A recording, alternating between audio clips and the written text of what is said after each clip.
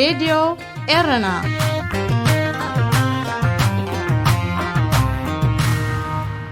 زخبر سلامتنا تقبلوا أبسفل علي كرنعت عالم كوينكم نمدبات راديو إيرنا تكتاتلو زخبركم سمعتنا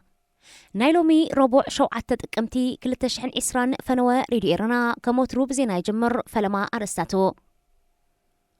أب مبرق السودان مسر سوساني كخبر زصوع عدما نودا بورت السودان كم زعت صغيرو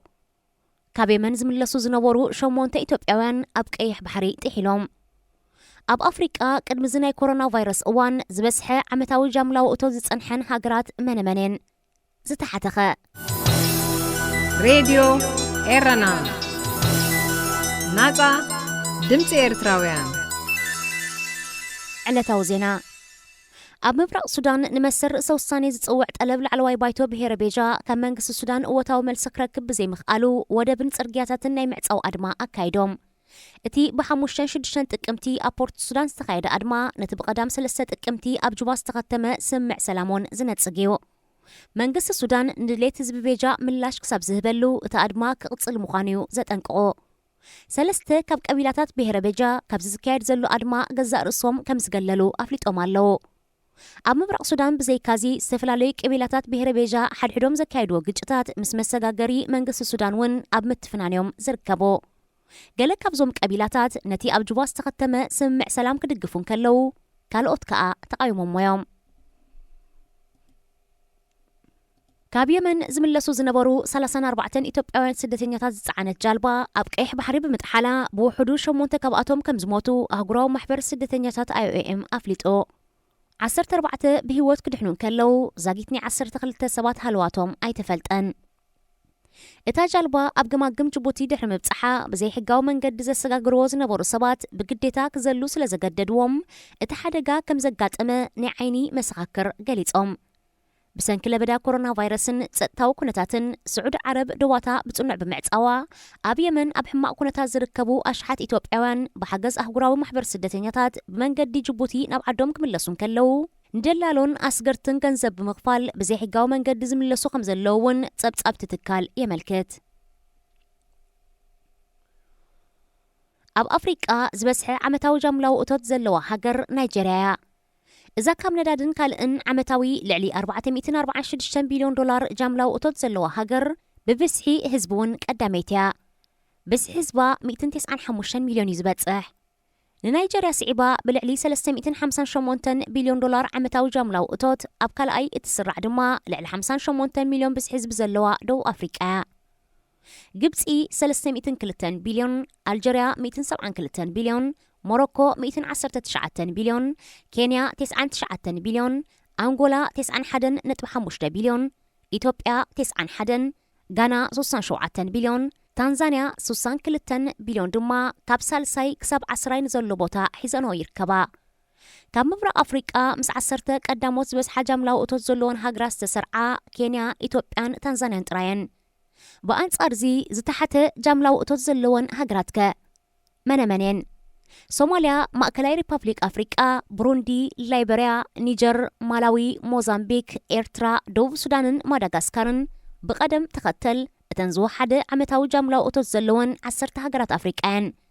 حافشاوي جاملاو أتوت زن هاجرات كاب 15 كساب 3 بليون دولاريو زتصاقع نابنت إيرترا 2.6 بليون جاملاو أتوت كم زلوا تسبب بانك عالم يتأكس عمتاوي جاملاو أتوت مالت حانت هاجر أب حد عمت كاب سنة ديخون كالإفريات زرخبتو وهلو الجنزب مالتيو حانت هاجر زبسح عمتاو جاملاو أتوت هاللوا مالت جنا زيقاتاتا زبسح عمتاو أتوت هاللوا مالت هيكونن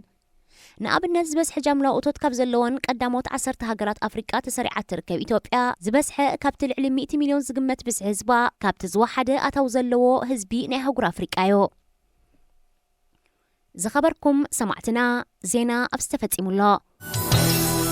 راديو إيرنا ناقا دمت إيرتراويان داقماي سلامتنا تقبلوا زخبركم سمعتنا قاتلو زقرب مدبنا بعوت أرقاي زدالو أفريقيا أبسو موزيك خون سنة مكتال راديو إيرنا ناقا دمت إيرتراويان لامبيدوسا በሪ ኣፍሪቃውያን ስደተኛታት ናብ ኤውሮጳዊ ሕብረት ላምፔዱሳ ኣብ ማእከላይ ባሕሪ ተደኪና እትርከብ ኮይና 113 ኪሎሜትር ካብ ቱኒዝያ 205 ኪሎሜትር ካብ ደሴት ሲቺልያ ኢጣልያ 296 ኪሎሜትር ድማ ካብ ከተማ ትሪፖሊ ሊብያ ርሒቓ ትርከብ ብምግፋፍ ዓሳ ሕርሻን ቱሪዝምን እትናበር 17,000 ህዝቢ ዝቕመጣ ኢጣልያዊት ደሴት እያ። ላምፔዱሳ ኢጣልያዊት ኤውሮጳዊት ደሴት ዳኣ ትኾን እምበር ብጂኦግራፊያዊ ርሕቀታ ናብ ኣህጉር ኣፍሪቃ ትቐርብ ጂኦፖለቲካዊ ኣቀማምጣ ድማ ምስ ክፍለ ኣህጉር ኣፍሪቃ እያ ትምደብ። እታ ደሴት ሓውሲ ኣጻምዕን ምዉቕን ኩነታት ኣየር እትውንን ብምዃናን ገማግም ባሕራ ኣብ ዓለም ሓደ ካብ ዝጸረየን ዝበለጸን ተባሂሉ ዝንገረሉ ብምዃኑን ዓመታዊ 10,000 በጻሕቲ ቱሪስትያ እተአንግድ። ላምፔዱሳ ዓመት መጸ ብፍላይ ኣብ ግዜ ክረምትን ማእከላይ ባሕሪ ኣብ ዝመቐሉን ዝሃድኣሉን ብዘይካ ቱሪስት ካልኦት በጻሕቲ እውን ተአንግድያ። ንሳቶም ድማ ካብ ኣፍሪቃ ብጀላቡ ዝመጹ ኣፍሪቃውያን ስደተኛታት ኩናትን ዝተፈላለዩ ግጭታትን ውልቀ መለኽቲ ብዘኸተልዎ ዘይብቑዕ ምሕደራ ዝተናውሐ ውትድርና ፖለቲካዊ ዘይምርግጋእ ጥሜት ሽቕለት ኣልቦነት ቁጠባዊ ቅልውላውን ካልእ ሓያሎ ምኽንያታትን ብሰንኪ ዘስዕብዎ ምምዝባላት ሓያሎ ቆልዓ ሰበይቲ ዝርከብዎም ዝበዝሑ መንእስያት ኣፍሪቃ ውሑስ ቦታ ንምንዳይን መነባብሮኦም ንምምሕያሽን ዓመታዊ ብመንገዲ ሊብያ ናብ ኤውሮጳ ክፈልሱ ምርኣይ ልሙድ እዩ። ላምፔዱሳ ናብ ኣፍሪቃ ዝቐረበት ብምዃና በቲ ሓደ ኣካል ኢጣልያን ኤውሮጳዊ ሕብረትን ብምዃና ድማ በቲ ካልእ ዝበዝሓ ስደተኛታት ዝፀዓና ጀላቡ ናብ ኣኽሓልፋየን ዝመርፃ ምኽንያቱ በቲ ሓደ መንገዲ ክቐርበለን በቲ ካልእ ድማ ኣብታ ደሴት እንተኣቲኻ ናብ ኤውሮጳ ኣቲኻ ማለት ብምዃኑ ፍልሰት ደቂ ሰባት ካብ ኣፍሪቃ ናብ ኤውሮጳ ከምኡውን ብኣንጻሩ ካብ ኤውሮጳ ናብ ኣፍሪቃ ዘመናት ዘቑፀረ እኳ እንተኾነ ካብ 1970ታት ኣትሒዙ ግን ካብ ኣፍሪቃ ናብ ኤውሮጳ ናይ ዝሰግሩ ሰባት ቁፅሪ እናዛየደ ክመፅእ ፀኒሑ። ካብ 1970 ክሳብ ዝሕጂ እዋን ካብ ኣፍሪቃን ኤስያን ማለት ካብ ኣፍሪቃ ብመንገዲ ሞሮኮ፣ ጀበል ጣረቕ፣ ደሴታት ካናሪ፣ ኣልጀርያ፣ ቱኒዝያ፣ ሊብያ፣ ግብፅን ቱርክን ልዕሊ 2.5 ሚልዮን ሰባት ብዘይ ቪዛ ናብ ኤውሮጳ ኣትዮም ኣለዉ። እዚ ናይ ፍልሰት መንገዲ ካብ መጀመርታ 2000 ንድሓር ብፍላይ ብብዝሒ ክረአ ጀሚሩ።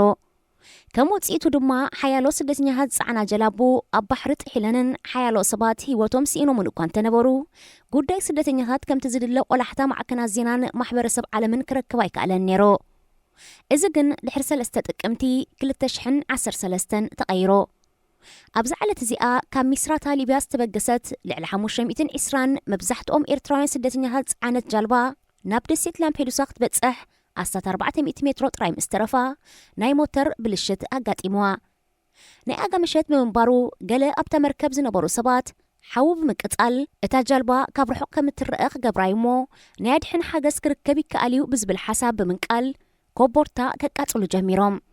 እንተኾነ እቲ ባርዕ ሓዊ ካብ ቁፅፅር ወፃኢ ኮይኑ ነታ ጃልባ ከቃፅላ ጀሚሮ።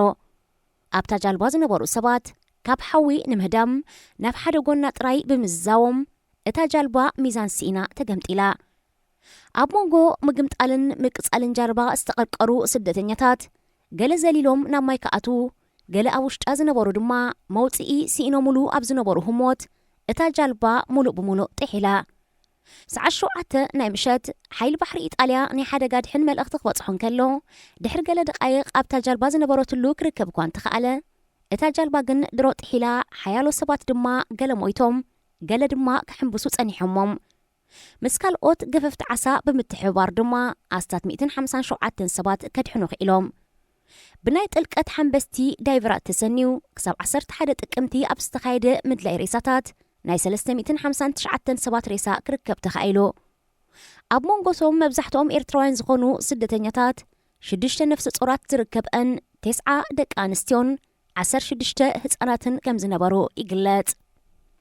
ሓደ ካብቲ ሓንበስቲ ጥልቀት ዝረኣይዎ ዘደንፁ ፍጻሜ ድማ ጥሒሎም ዝተረኽቡ ኣደን ህፃንን ብዕትብቲ ተተሓሒዞም ብምጽንሖም ነይሩ። ኣደ ኣብ ውሽጢ ባሕሪ ከም ዝሓረሰት ዘረጋግጽ ምስክርነት። እዚ ፍጻሜ ንመላእ ዓለም ብፍላይ ድማ ንኤርትራውያን ዘሰንበደ ኣጋጣሚ ነይሩ። ሓያሎ ማዕከናት ዜና ዓለም ከቃልሕኦ እንከለዋ ባንዴራ ኢጣልያ ኣብ ፍርቂ ተሰቒላ 359 ምዉታት ድማ ናይ ኢጣልያ ናይ ክብሪ ዜግነት ተዋሂብዎም። ካብ ጳጳስ ካቶሊካዊት ቤተ ክርስቲያን ኣባ ፍራንሲስ ክሳብ መራሕቲ ኢጣልያን ኤውሮጳን ኣፍሪቃዊ ሕብረትን መራሕቲ ሃገራት ኣፍሪቃን ናይ ሓዘን መልእኽቲ ኣመሓላሊፎም በዚ ምኽንያት ማሕበረሰብ ዓለም ኣቐዲሙ ሸለል ተባሂሉ ዝነበረ ቅልውላው ስደተኛታት ማእከላይ ባሕርን ደቂ ሰባት ካብ ቤት ንብረቶም ተፈናቂሎም ዝስደድሉ ምኽንያት ክርዳእ ኣብ ልዕሊ ምኽኣሉ ጉዳይ ስደተኛታት መዕለቢ ክግበረሉ ብዝተፈላለዩ ወገናት ጻውዒት ክግበር ጀሚሩ በቲ ብሰለስተ ጥቅምቲ ዘጋጠመ ፍጻሜ ዓለም ሙሉእ ሓዚኑ እናሃለወ ኣብ ኣስመራ ዝመደበረን ማዕከናት ዜና ኤርትራ እቲ ወት ሓያሎ ኤርትራውያን ዝቐዘፈ ዜና ዝበስሑ ዝሞቱ ኤርትራውያን ምዃኖም ድሮ ተፈሊጡ ክነሱ ኣፍሪቃውያን ስደተኛታት ጥሒሎም ሞይቶም ክብላ ጥራየን ብዘይ ዝኾነ ናይ ሓዘን መግለጺ ኣቃሊሕንኦ ቀጺሉ እውን ኣብ ቴሌቪዥን ኤርትራ ኣብ ዝቐረበ ሓተታ ህልቂት ኤርትራውያን ብገበነኛታት ኣስገርትን ተሓባበርቶምን ዝተፈጸመ ክብል ኣመልካቲቱ ናብ ካልኦት ኣወጣዊጡ ኤርትራውያን ካብ ሃገሮም ክወፁ ቀንዲ ምኽንያት ዝኾነ ዝንቡዕ ምሕደራ መንግስቲ ዘኸተሎ ፖሊሲ ክነሱ ፍልሰት ኤርትራውያን ብምትሕባር ጸላእቲ ኤርትራ ከም ዝካየድ ሓቢሩ ኣብ ምዕራባውያን ሃገራት ዝቕመጡ ኤርትራውያን ሰብ ሕልና ኣብ ላምፔዱሳ ህይወቶም ዝሰኣኑ በብዝጥዕሞም ሽምዓ ብምውላዕ ክዝክርዎም እንከለዉ ኣጣቕዑ ሕዘኑ ሳዕስዑን ክበሃሉ ጥራይ ስምዒቶም ዝገልጹ ደገፍቲ መንግስቲ ግን ሓዘን ክገብሩ ካብ ኤምባሲታቶም መምርሒ ክሳብ ዝውሃቦም ኢዶም ኣጣሚሮም እዮም ክዕዘቡ ተራእዮም ድሕርቲ ብሰለስተ ጥቅምቲ 2013 ትራጀዲ እታ ዕለት ብፍላይ ኣብ ኢጣልያን ብብዝሒ ኤርትራውያን ዝቕመጡለን ሃገራትን ብሓዘን ክዝክር እንከላ እታ ዕለት መዓልቲ ዝኽርን እንቋዕ ደሓን መጻእኩምን ተባሂላ ዓመታዊ ክትዝከርን ብሃገራት ኤውሮጳ ተፈላጥነት ክወሃባን ኣብ መርበብ ሓበሬታ ዩሙቭ ኤሮፕ ናይ ጥርዓን ፔቲሽን ፌርማ ምምላእ ወፍሪ ክካየድ ጀሚሩሎ እቲ ጥርዓን ድማ ድሮ ናይ ኣስታት 11,900 ሰባትን ፌርማ ረኺቡሎ ኣብዛ ሒዝናያ ዘለና ዓመት 2020 ጥራይ ኣብ ማእከላይ ባሕሪ ጥሒሎም ህይወቶም ናይ ዝሰኣኑ ሰባት ቁፅሪ ብወገን ሊብያ 427 ሞሮኮ 144 ቱርኪ 66 ግሪክ 33 ብድምር 675 ካብ 3 ጥቅምቲ 2013 እንድሓር ድማ ኣብ ውሽጢ 7 ዓመት 17,900 በፂሖም ኣለዉ ድሮ ኣብ ምስጋር ማእከላይ ባሕሪ ህይወቶም ዝሰኣኑ ግዳያት ንምዝካር በሪ ናይ ኤውሮጳ ፖርታ ዲ ኤውሮፓ ዝተሰመየ ብሚኖ ፓላዲኖ ዝተባህለ ስነ ጥበባዊ ዝተሃንፀ ሓወልቲ ኣብ ደሴት ላምፔዱሳ ቆይሙሎ ኣብዚ ሕጂ እዋን ዝበስሑ ኤርትራውያን ዝርከብዎም ኣፍሪቃውያን ናብ ኤውሮጳ ንምስጋር ቀንዲ ዝጥቀሙላ ሃገር ሊብያ ኮይና ብውሕዱ ዓቐን ድማ ካብ ሞሮኮ ቱኒዝያን ግብፅን ይሰግሩ ካብ ኣብ ትሕቲ ሰሃራ ዝርከባ ሃገራት ካሜሮን ናይጀርያ ጋና ጊኒ ማሊ ጋምቢያን ሴኔጋልን ካልኦትን ብመንገዲ ኒጀር ናብ ሊብያ ካብ ምብራቅ ኣፍሪቃ ብፍላይ ድማ ካብ ሃገራት ሶማልያ ኤርትራ ኢትዮጵያን ሱዳንን ድማ ብመንገዲ ሱዳን ናብ ሊብያ ይኣትዉ ካብ ኣፍሪቃ ማእከላይ ባሕሪ ሰጊሮም ናብ ኤውሮጳ ናይ ዝኣትዉ ሰባት ቁፅሪ ብፍላይ ካብ 2010 ካብ ዓመት ናብ ዓመት ብዝተዓጻጸፈ ቁፅሪ እናወሰኸ ክመጽእ ጸኒሑ ካብ ትሕቲ ሰሃራ ኣፍሪቃ ናብ ኤውሮጳ ዝኣተዉ ቁፅሪ ስደተኛታት ኣብ 2010 58,000 ዝነበረ ኣብ 2014 ናብ 139,000 ኣብ 2017 ድማ ናብ 168,000 ክቢሉ ብሓፈሻ ድማ ኣብ ውሽጢ ዝሓለፈ 10 ዓመት ኣስታት 1 ሚልዮን ስደተኛታት ትሕተ ሰሃራ ሃገራት ኣፍሪቃ ናብ ኤውሮጳ ከም ዝኣተዉ ጸብጻብ ማእከል ምርምር ስታቲስቲክስ ኤውሮጳ ኤውሮስታት ይሕብር እዚ ቁፅሪ ነቶም ካብ ሃገራት ማግረብ ሰሜን ኣፍሪቃ ዝመፁ ኣየጠቃልልን እዩ ቁፅሪ ናይቶም ናብ ኤውሮጳ ዝኣትዉ ዝነበሩ ዋሕዚ ስደተኛታት ብናህሪ ክውስኽ ድሕሪ ምጽናሕ ኣብዘን ዝሓለፋ 2 ዓመታት ግን ብኣስታት 900 ጎዲሉሎ ቁፅሪ ስደተኛታት ዝጎደለሉ ምኽንያት ስደተኛታት ስለ ዝወሓዱ ወይ ቁፅሮም ብሓቂ ስለ ዝጎደለ ዘይኮነ ሕብረት ኤውሮጳ ዝተኸፍለ ይከፈል ዝሞተ ይሙት ዓይነቱ ፖሊሲታት ብምትእታው ከዓግቶም ይፍትን ብምላው እዩ ከም ውፅኢት ፖሊሲ ሕብረት ኤውሮጳ ኣብዚ ሕጂ እዋን ናይ ኣብ ባሕሪ ዝሞቱ ቁፅሪ ስደተኛታት ከም ዝጎደለ ይመስል እኳ እንተሃለወ 10,000 ኣፍሪቃውያን ግን ኣብ ሊብያ ብሰብኣዊ ኣገባብ ይተሓዙለዉ ዋሕዚ ስደተኛታት ናብ ኤውሮጳ ክግታእ ዝኽእል ብዓቢኡ ኣብተን ቀንዲ መመንጨው ስደተኛታት ኮይነን ዘለዋ ሃገራት ከም ኤርትራን ሶማልያን ከምኡውን ካልኦት ሃገራትን መሰረታዊ ለውጢ ዝመጽእ ጥራይ እኳ እንተኾነ ሓያሎ ሃገራት ኤውሮጳ ግን ስደተኛታት እንሕዘሉ ዓቕሚ መሊኡ ብዝብል ምኽኒትን የማናውያን ፖለቲከኛታት ብዝገብርዎ ዘለዉ ድፍኢትን ስደተኛታት ንምግታእ ሓያሎ ስጉምታት ክወስታ ይረኣያ ኣለዋ መንግስቲ ስዊዘርላንድ ንኣብነት ስደተኛታት ናብ ሃገሮም ክመልሶም ንኽጥዕሞ ኣብ ጀኔቫ ኣብ ከባቢ ኤርፖርት ሓደ ማዓስከር ስደተኛታት ኣብ ምስራሕ ይሸባሸብ ኣሎ። እንተኾነ ነዚ ምስራሕ ማዓስከር ሓያሎ ወገናት ይቃወምዎ ኣለዉ። እዚ መዳጎኒ ማዓስከር ኣሳት 250 ስደተኛታት ምስ ስድራ ቤታቶም ክሕዝ ትፅቢት ዝግበረሉ ኮይኑ ኣብ ስዊዘርላንድ ዕቑባ ሓቲቶም እሞ ናይ ዕቑባ ሕቶኦም ዝተነፅጉ ስደተኛታት ዝዕቆብሉ ስደተኛታት ንምስጓግ መታን ክጥዕም ኣብ ጥቓ ኤርፖርት ማለት ማዕርፎ ነፈርቲዩ ክህነፅ ተወጢኑ ዘሎ። እቲ ማዓስከር ከይስራሕ ንምቃወም ድማ ብ3 ጥቅምቲ ኣሳት 2,000 ሰባት ዝተሳተፍዎ ሰላማዊ ሰልፊ ተኻይዱ። ሰልፈኛታት ስደተኛታት ኣብ ሃገሮም ብዘጋጠሞም ናይ ፖለቲካ ፀገም ምንዋሕ ውትድርና ብልሽው ምሕደራ ቁጠባዊ ፀገምን ካልእ ምኽንያታትን ደሪሕዎም ዝመፁ ዳግማይ ኣብ ስቃይ ንምእታዎም ከም ዘይድግፉ ገሊፆም ኣብቲ ብዝተፈላለያ ውድባት ተጣበቕቲ ሰብኣዊ መሰላት ዝተዳለወ ሰልፊ ዝተረኽቡ ጀኔቫውያን ሰልፈኛታት ኣብ ምምስራት ቀይሕ መስቀልን ምምስራት ሕጋጋት ሰብኣዊ መሰልን ቤት ጽሕፈት ውድብ ሕብራት ሃገራት ዝኾነት ከተማኦም ከምኡውን ሰባት ከምኦም ሓውሲ ዝእሰሩሉ ማዓስከር ክስራሕ ከም ዘይፍቅዱ ገሊፆም እዚ ኣብ ጀኔቫ ክህነፅ ተወጢኑ ዘሎ ማዓስከር ስደተኛታት ንስደተኛታት ካልኣይ ዕድል ዘይህብ ናብ ትራሕሪሖሞ ዝተሰዱ ዘይጠዓሞምን ዳግማይ ናብ ስቃይ ከርተትን ማእሰርትን ከእትዎም ዝኽእል ሃገር ዳግማይ ዝመልስን ተመሊሱ ናብ ሓደጋ ዘእትዎም ብምዃኑ ተቃውሞ ገጢምዎም ኣሎ። እንተኾነ ሕብረት ኤውሮጳ ዋሕዚ ስደተኛታት ካብ ኣፍሪቃ ንምግታእ ኣስታት 4.5 ቢልዮን ዩሮ 5 ቢልዮን ዶላር ብምስላዕ ዝተፈላለዩ ሜላታት እዩ ዝጥቀም ዘሎ። ገለ ካብኡ ኣብ ሊብያ ስደተኛታት ብጀላቡ ናብ ባሕሪ ከይኣትዉ ምኽልካል ናብ ባሕሪ ዝኣተዋ ጀላቡ ተኾሊፈን ንድሕሪት ከም ዝምለሳ ምግባር ናብ ሊብያ ቅድሚ ምብፅሖም ኣብ ዘለዋ ቀንዲ መራኸቢ ሃገራት ማዓስከራት ብምስራት ዋሕዚ ምዕጋት ስደተኛታት ካብ ሃገራቶም ከይወፁ ንሃገራቶም ሓገዝ ብምሃብ ምዕጋት ናብ ኤውሮጳ ንዝኣተዉ መስርሕ ምሕታት ዕቑባ ከም ዝኸብድ ጌርካ መንበሪ ወረቐት ከም ዘይረኽቡ ምግባር መንበሪ ወረቐት ዘይረኸቡ ናብ ዓዶም ክባረሩ ምግዳድ ሕራይ ንዝበሉ ድማ ኣእሚንካ ገንዘባዊ ሓገዝ ጌርካ ናብ ሃገሮም ከም ዝምለሱ ምግባር ይርከብዎም። ሕብረት ኤውሮጳ ካብ 2017 ንድሓር ጥራይ ኣብ ሊብያ ዝርከቡ ስደተኛታት ብጀላቡ ናብ ባሕሪ ከይኣትዉ እንተኣትዮም ድማ ካብ ሞንጎ ብምኽላፍ ኣስታት ፍርቂ ቢልዮን ዩሮ ሰሊዑ ብመንገዲ ወከልቲ ውድብ ሕብራት ሃገራት ናብ መንግስቲ ሊብያ ልኢኹ። ዓቕሙ ድሩት ዝኾነ መንግስቲ ሊብያ ዋሕዚ ስደተኛታትን ሰምሰርትን ኣስገርትን ክቆፃፀር ስለ ዘይክእል እቲ ስራሕ ብዝተፈላለዩ ዕጡቃትን ሚሊሻን ከም ዘካይዶ ተገይሩ። ከም ውፅኢቱ ሓገዝ ዝተገብረሎም ዝተፈላለዩ ዕጡቃት ሚሊሻ ሊብያ ዝረኸብዎም ስደተኛታት ከኣስሩን ናብ መዕቆቢ ማእከላት ክእክብዎምን እንከለዉ ሓለዋ ባሕሪ እቲ ሃገር ድማ ስደተኛታት ሒዘን ናብ ባሕሪ ክሰግራ ዝፍትና ጀላቡ ኣብ መንገዲ ብምኽላፍ ንድሕሪት ናብ ሊብያ ከም ዝምለሳ ይገብሩን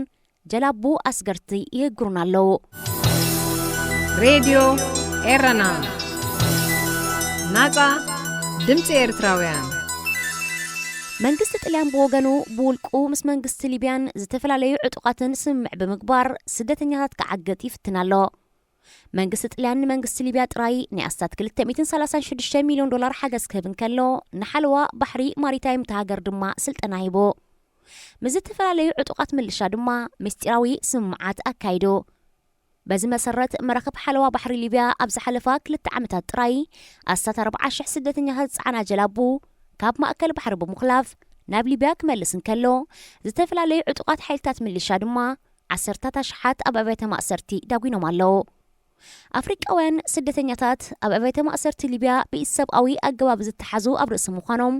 ኣደዳ ጥሜትን ዝተፈላለዩ ሕማማትን እውን ይኾኑ ከም ዘለዉ ውድብ ተጣባቂ ሰብኣዊ መሰላት ኣምነስቲ ኢንተርናሽናል የጠንቀቕ። ቁጥሪ ኣብ ዝተፈላለየ ኣብያተ ማእሰርታት ዝተዳጎኑ ቆልዓ ሰበይቲ ከምኡውን ጥኑሳት ደቂ ኣንስትዮ ዝርከብዎም ስደተኛታት ኣስታት 5,000 ከም ዝኾነን መብዛሕትኦም ኣብ ኣዝዩ ሕማቕ ኩነታት ከም ዝርከቡ እቲ ውድብ ብተወሳኺ ይሕብር። እንተኾነ መንግስቲ ጣልያን ነቲ መጠንቀቕታን ኢሰብኣዊ ኣተሓሕዛ እስራትን ዕሽሽ ብምባል እቲ ኣብ ሞንጎ ሃገሩን ሊብያን ዘሎ ስደተኛታት ናይ ምግታእ ስምምዕ ክሳብ 2023 ክቕፅል ኣሐዲስዎ ኣሎ። ኣቐዲሙ ሓይሊ ባሕሪ ጣልያን ካብ ስደተኛታት ፃዕና ጀላቡ ሩድኡና ኣብ ዝኣንፈት ኣለና ኢሉ ንዝመጾ ናይ ህይወት ኣድሕን መልእኽቲ ተቐቢሉ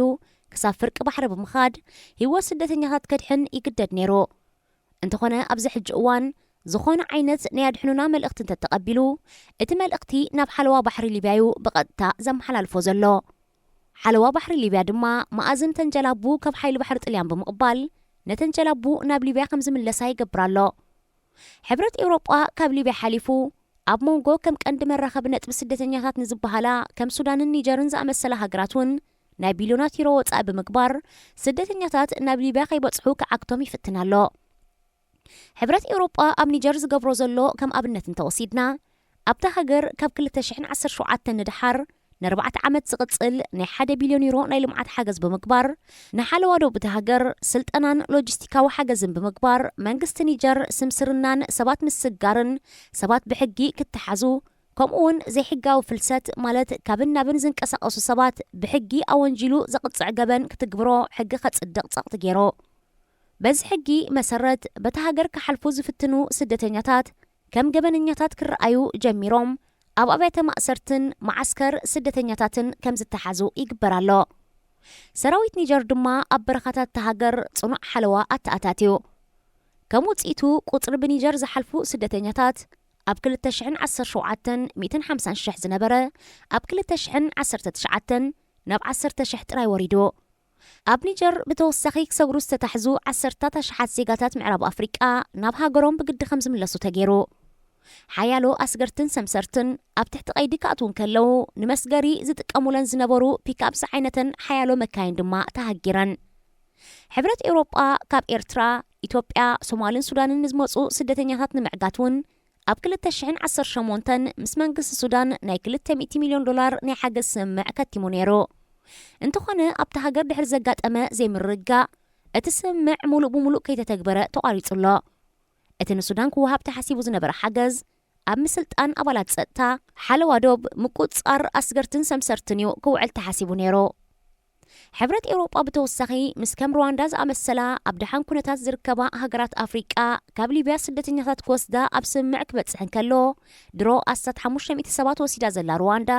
ኣብ ቀጻሊ ኣስታት 30,000 ሰባት ክትወስድ ትጽቢት ተነቢሩላ ኣሎ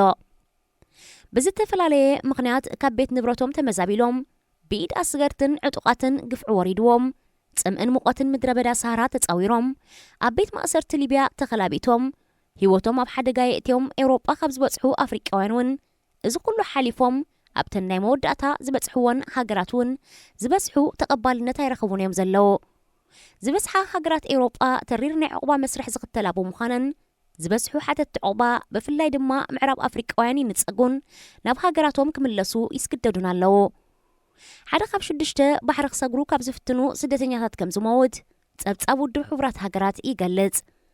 ኤውሮጳዊ ሕብረት ንዜጋታት ኣፍሪቃ ማእከላይ ምብራቕ ደቡብ ኤስያን ካልኦት ድኻታት ሃገራትን እዩ ካብ ሃገራቱ ከባረር ዝደናደን ሬድዮ ኤረና ናጻ ድምፂ ኤርትራውያን ተወሳኺ ዜና ሲቪል አቪዬሽን ኢትዮጵያ ብልዕሊ ክልል ኣየርቲ ታላቁ የኢትዮጵያ ህዳሴ ግድብ ዝተሰሚየ ሓጽቢ ፈለግ ኣባይ ዝኾነ ዓይነት ነፈርቲ ከይንቀሳቐሳ ብምኽልካል ነፃ ዞባ ካብ በረራ ገይራቶ ኢትዮጵያ ነቲ ኣስታት $5 ቢልዮን ወጻኢ ብምግባር ተሃንጾ ዘላ ሓጽቢ ካብ ወርሒ ሓምለ ብኸፊል ክትመልኦ ከም ዝጀመረት ዝፍለጥ ኮይኑ ምስ ተጠቀምቲ ፈለግ ኒል ማለት ኣባይ ዝኾነ ሃገራት ሱዳንን ግብፅን ኣብ ስምምዕ ከይበጽሐት ናይ ምምላእ ስጉምቲ ብምውሳዳ ብፍላይ ምስ ግብፂ ኣብ ቅርሕንቲ የእትይዋ ኣሎ ሲቪል አቪዬሽን ኢትዮጵያ ኣብ ልዕሊ እቲ ፕሮጀክት ናይ በረራ እገዳ ዝገበረ ኣቐዲሙ ኣዛዚ ሓይሊ ኣየር እታ ሃገር ሜጀር ጀነራል ይልማ መርዳሳ ሃገሩ ነፈርቲ ኩናት ብምሕዳስ ኣብ ልዕሊ እቲ ሓጽቢ ክወርድ ንዝኽእል መጥቃዕቲ ንምምካት ድልውቲ ከም ዘላ ምግላጽ እዩ ታላቁ የኢትዮጵያ ህዳሴ ግድብ ድሮ 4.9 ቢልዮን ሜትር ኩቢክ ማይ ዓቂሩ ከም ዘሎን ኣብ ዝመጽእ 12 ወርሕ ሓይሊ ኤሌክትሪሲቲ ከመንጩ ክጅምር ምዃኑ ፕሬዚደንት ሳህለወርቅ ዘውዴ ገሊጻላ እቲ ዜና ነታ 900 ካብ እትጥቀመሉ ማይ ካብ ፈለግ ኒል እትረኽቦ ግብፂ ሻቅሎት ፈጢሩላ ኣሎ ኢትዮጵያ ኣብ ልዕሊ እቲ ሓጽቢ ናይ በረራ እገዳ ንምንታይ ከም ዘተግበረቶ ብግልጽ እኳ እንተዘይሓበረት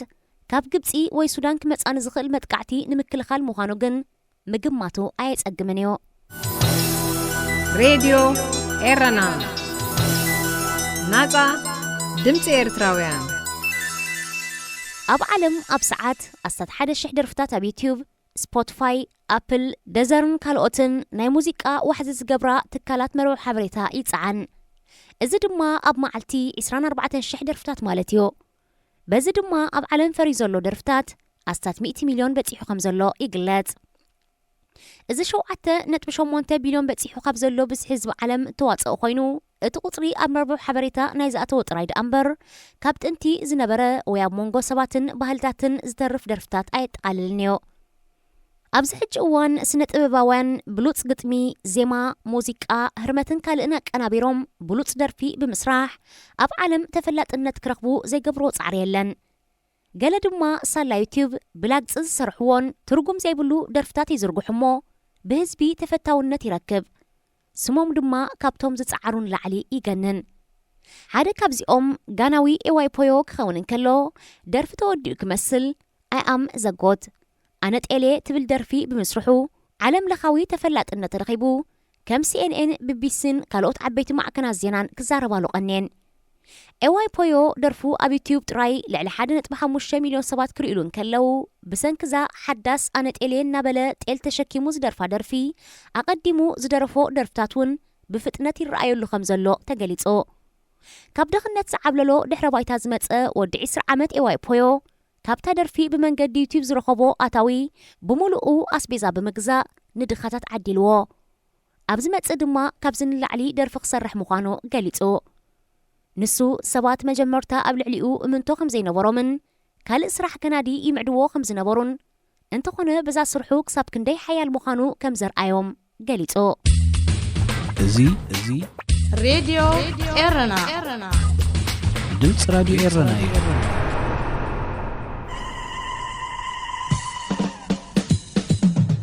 ተጥዕሙ ምስ ሬድዮ ኤረና ኣብዚ መደብ እዚ ንማሕበራዊ ህይወት ዘንጸባርቑ ጽሑፋት፣ ግጥምታት፣ ድርሰታትን ዋዛታትን ዝቐርቡ ኮይኖም ኣብ ህይወት ንዘጋጥሙ ጸገማትን ኣፈታትሖምን ኣመለኻኽታና መዓልታዊ ህይወትና ተዘክሮታት ንእስነትን ካልእ ንኣጠማምታና ውልቃዊ ህይወትና እናንጸባረቐ ዘዘናግዕን ምኽርታት ዝልግስን መደብ እዩ። ተጥዕሙ ምስ ሬድዮ ኤረና። ሰላም ከመይ ተቕንዩ ፍትዋት ተኻተልቲ መደብ ጠጥዑም ምስ ሬድዮ ኤረና። እዚ ትወትር ረብዑ ዝቐርበልኩም መደብኩም መደብ ጠጥዑም እዩ። ንለሙን ከምቲ ልሙድ ንዓኹም ይኸውን እዩ ዝብልና ትሕዝቶ ኣዳሊና ኣብ ምድብ ሰዓትና ተረኺብና ኣለና። ክሳብ ፍጻሜ መደብና ምሳና ሓቢርኩም ብኽብሪ ክጸንሑ ዝዕድመኩም ኣዳላውን ኣቕራብን መደብ ተስፊት ዮሃንስ እየ። ሰናይ ምክትታል። ሬድዮ ኤረና ናጻ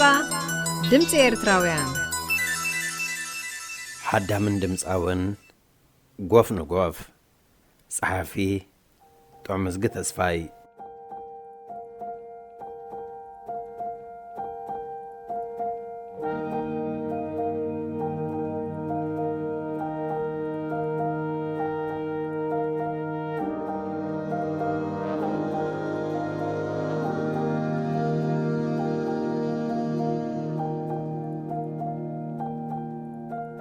ድምፃዊ ሓንቲ ግጥሚ ባግበረለይ ከምዘን በዓል እከለ ዝገበርካሎም ጽቡቕ ግጥምታት። ሓዳሚ ብዛዕባ ምንታይ ገጥመልካ ኢኻ ደል ዘለኻ? ሓሳብ ሒዝካ ዲኻ ወይሲ ኣብ ሓሳባት እውን ናጽነት ክትበኒ ኢኻ? ድምፃዊ ክስታይ ሓንቲ ዝሓሰብኳ ኣላትኒ። ሓደ ሰብ ብዛዕባ ማራ ዘፍቅራ ጓል ካብኡ ምስ ተፈለየት ዝኾኖ ምሽ ኣለካ ዝስምዖ ገለታት። እታ ዜማ ድማ ከምዚ ናይ ምስቲ ምሳልን ምስ ቁርቋርን ስለ ዝኾነትሲ ሓዳሚ ዜማኻ ዝመስል ሓሳባት ወይ ፍጻመ ብምምራጽካ ጽቡቕ ነገር እዩ። ስለዚ ክገጥመልካየ እንተዘይበልኩ እኳ ክፍትነልካየ ክብደካ ኽእደ። ድምፃዊ ንዓኻ ደኣ እዚ ሓንቲ ግጥሚ እንታይ ግዜ ክትወስደልካ? ብቕልጡፍ ደልያ ስለ ዘለኹስ እንተነውሐ ጽባሕ ክትውዳእ ኣለካ። ሓዳሚ ኣነ እውን ቀልጢፈ ክውዳእልካ ምፈተኹ፣ ግና ግጥሚ ባዕሉ ኣለኹ እንተዘይሉካ ብቖፀራ ዝመጽእ መዓስ ኮይኑ። ድምፃዊ አንተ እንታይ ኢኹም ዞም ጸሓፍቲ? ሙዶ ገለዶ ከም እንተዘይልኩም ዘይብርሃኩም ወዳለይ ጥራይ እምበር ብዛዕባ ዋጋ ፀግም የለን ብዝበልከን ዋጋ ካሽ ክኸፍለ። ሓዳሚ كم فلنيا موديخا خم سارتو غير كازو سدكا نكو غين تسمين أو غير كايغا كندزخا فليمو صباح ودع علي كتبل تغلمبر أب قطمي كم زبال نجر يلا مود زبال نجر كم زلون نفلتك دمزاوي دحنا يمود ودمود موقدفو ما بقسم أنت خونك قدم زافتين يا زل خرايا ما تعراري خان ملالي كان دما كم زغونه قبر لي قدم حجز هاب كايم قطمتات بحث لزبولونن زلنا سلازل كان يكو نابخ امصين بر كن قبرل كازبلونو بزحات سبي بدحري اخي بتموات بلي نفسي رسي بفقر تغدي امونغو سبات كلخو بيني كوين اللخو زاربوس إني تقمي زكفلو نقبابتلو أفركبو خيتبه لخلو قصي تدوينو حدامي تخديني تسألولو بعليكم اللالكا وا كم يجر كذا فلتك قد محجري خير نركديها حدامي جمر مسبلو زخونه يخون سب بعلو ملي قدام زغير قطمتات بزحات كم زغونو وايد فلت انديها زنات كا قطم خا ابكم ازبرو عينت قطمتات تمدب مسلني دمصاوي ازكو بعلي صحفو قطمي اتا حساباتنا تيو ولا كو بزحنا قطم خلت زي بلين تخونكو ما بقس خونكا خالي حدامي زاقت ميل كازلخا ناتكا سلازغونت أب جبخا أكبا زحاتت كان قطمي بعقمي مصحاف قدم مجماري جن حنتوعتو حاتكا أتفكاري كاب فكاري تتفادي له أمونغ السبات كله من السبات كم زي الزارب غير كاي لها أغنياتو حسابن زخرنا يتاقويتا لبو بيز غيروا حساباتك جماتل هرر كبل دكاسين له الزحقة بعين حلن النقرصة مساخ السحق مساخ كم يكون تقوله أبي يكون تقوله أنا بلا ناب حساب بوتاتن كستاتن كسئل أبتي بحبار سنة وان زحلف له بوتاتن نقدة مساخ الزاور مسكالوت كري أخلو سمع عزنا بريق أن انقهن نذكره ناتو قبرا بمخالو بس بأنتو حبان داقماي مستراخبو كمي جيروهم زقبلان كمي يكون غم تصنحون كحاسبن أأمرو عرفتي يا بودن أأمرو كم تسمون سراح كم زبوزحون زي ترداي مثلنن سلازي بديح ريخي بسموات بالإيه ززار بوسينا خم بال بديح ريخي عرفت سيني زقما دحوز تنتنو بهذا زفترون زوجين حسابات قصاصي بيزي يزلقو نعلال زخون قزي سينين تبلغي آخر انتهالو كاحن تيلو كاون ابستراكت تخد قبرة غالي هاوكو جمز آوهي كلا ازرا زي كون أفكاري تكاس إن كدا مواسم مع كامبر كم يغير كايخا حدامي كم زنت بالكاغا ننبر لنا أن العالمين أعزانيك هل كسم عيدليان عينتي بزيكا خيايريان السغنت زي هاللي خي ولا حنتي لن على ليلن صموا يلن دمص يلن سقطا يلن منبار طراي نبرا خمشامو اي حقو سايقازن اي موتكو اي تفطركو دمصاوي انتازي وازا قديف كطعم قطم ندغبرلنا كم زراب عليه مصحف كندو حدامي الزن السغات بلو زلغ حسابات ولا حنت فولي وي حدش نغير يبدون كندي درفتن قطمتن نافقاكي صمواته بدئ بزي باخي هوتي بلين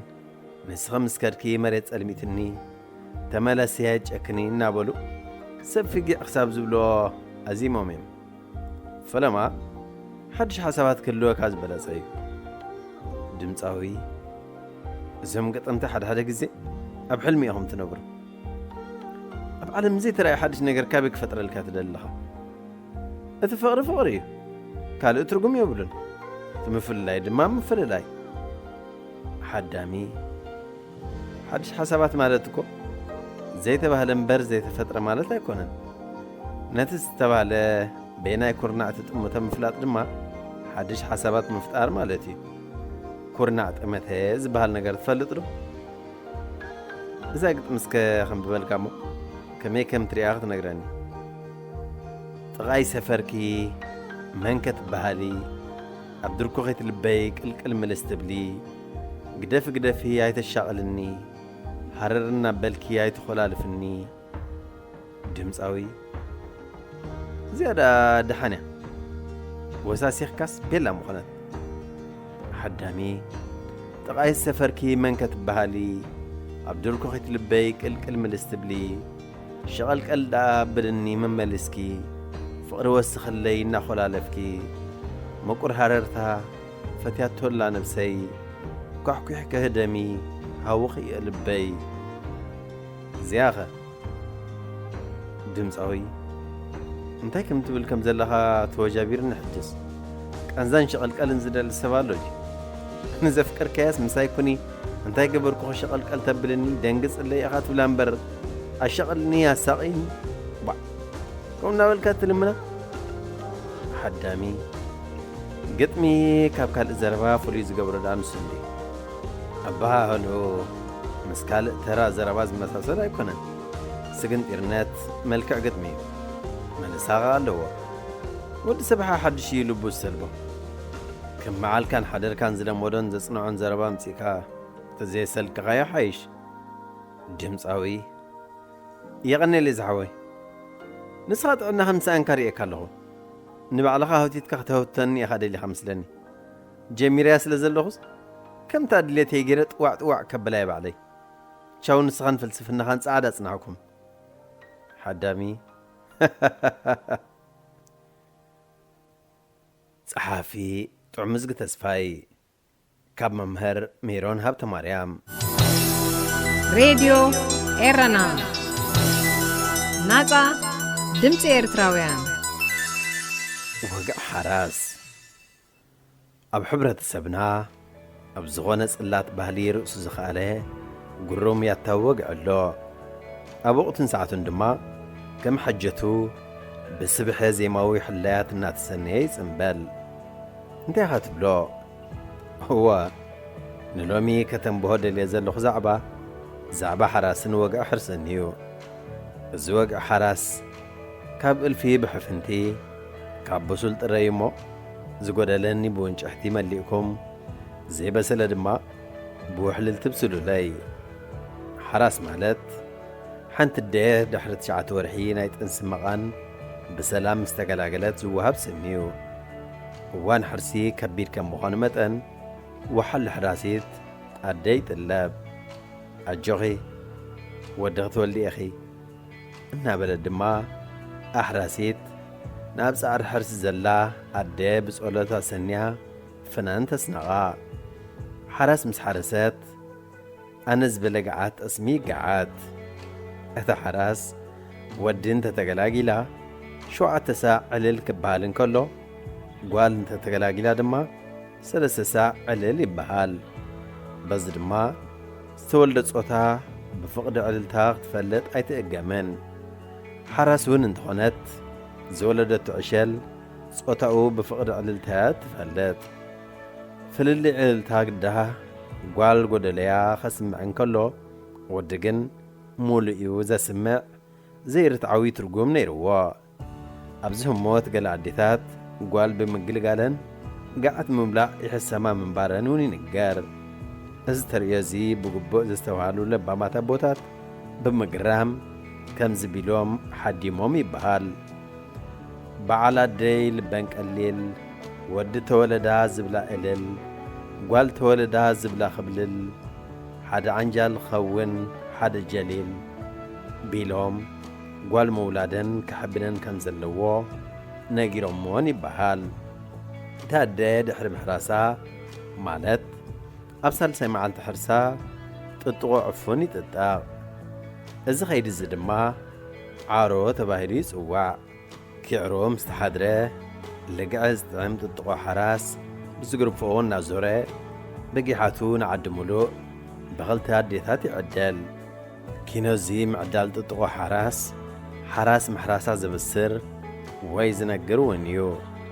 بزر ما ديثات عدي عق منزف قرو كم صبا أزما لخاي حرج انتقاطع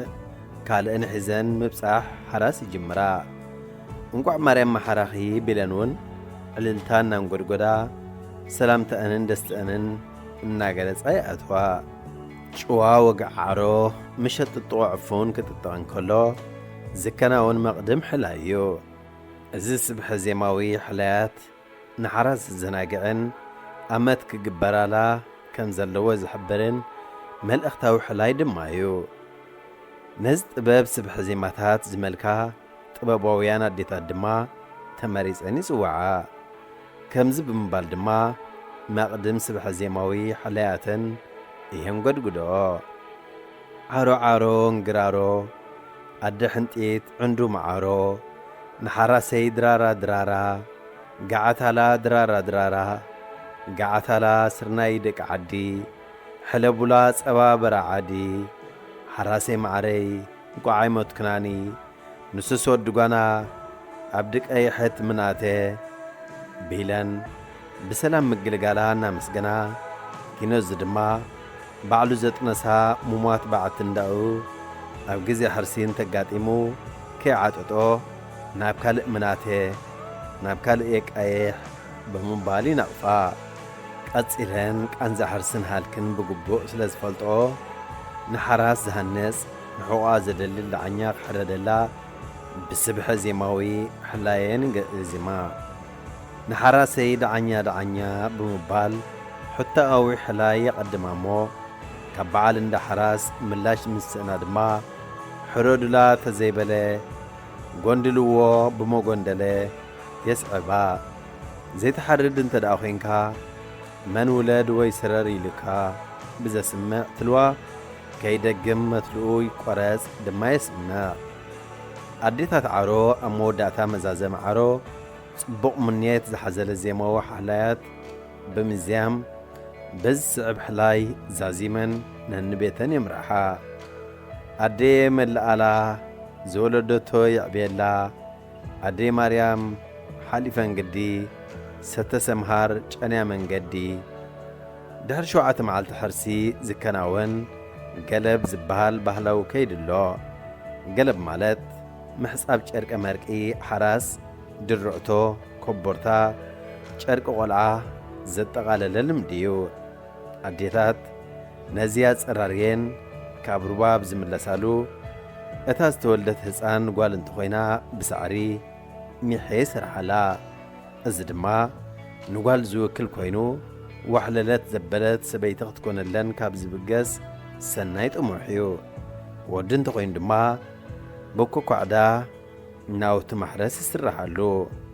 እዚ እውን ንፉዕ ሓረስታይ ኩን ዘስምዕ ሰናይ ፋል እዩ ስብሐ ዜማታት ሕላያተን እናዜማ ድማ ንገዛ ሓራስ ይኣትዋ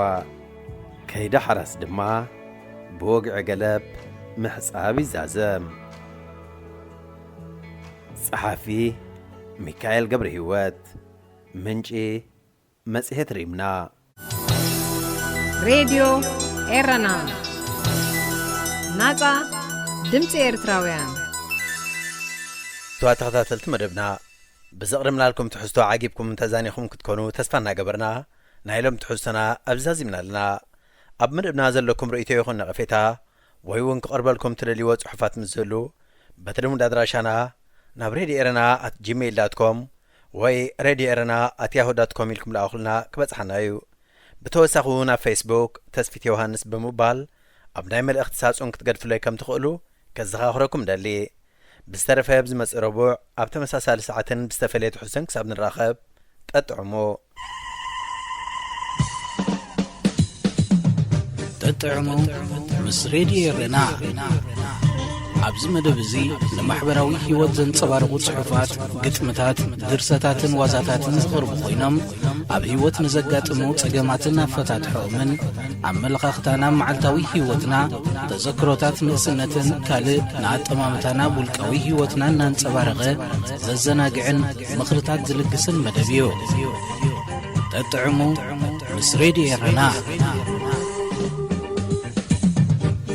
ዝኸበርኩም ተኸታተልትና ነዚ ሰዓት እዚ ተዳልዩ ዝነበረ ሓፈሻዊ መደባት ሬድዮ ኤረና ብቋንቋ ትግርኛ ኣብ ተፈጺሙሎ እዚ ሬድዮ ኤረና ድምፂ ራድዮ ኤረና እዩ።